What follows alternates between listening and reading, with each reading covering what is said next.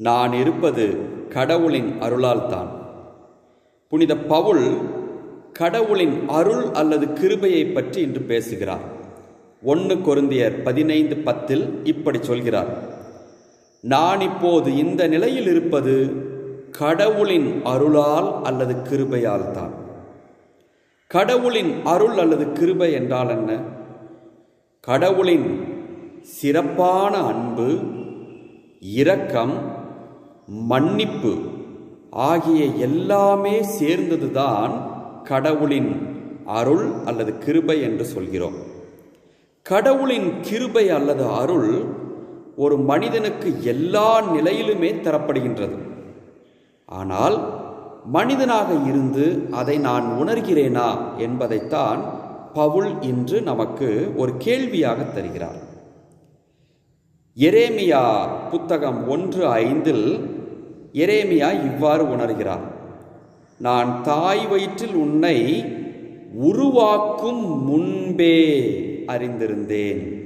தாய் வயிற்றில் உருவாவதற்கு முன்பாகவே கடவுளின் அருள் எரேமியாவுக்கு கிடைத்துவிட்டது.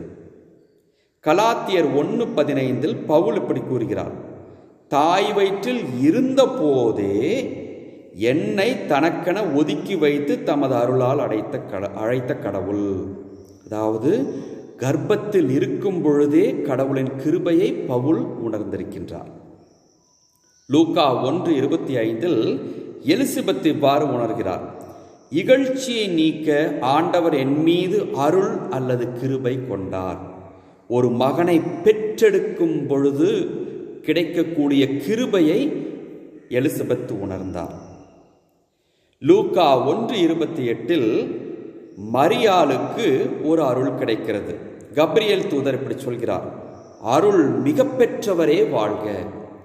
அவர் வாழ்ந்து கொண்டிருக்கும் பொழுது கடவுள் கொடுத்த மிகப்பெரிய உயர்வாக அந்த கடவுளின் அருள் நமக்கு கிடைக்கிறது. ஆக பிறப்பதற்கு முன்பாகவும் கடவுளின் அருள் அல்லது கிருபை உள்ளது. வயிற்றில் இருக்கும் பொழுதும் கடவுளின் அருள் உள்ளது.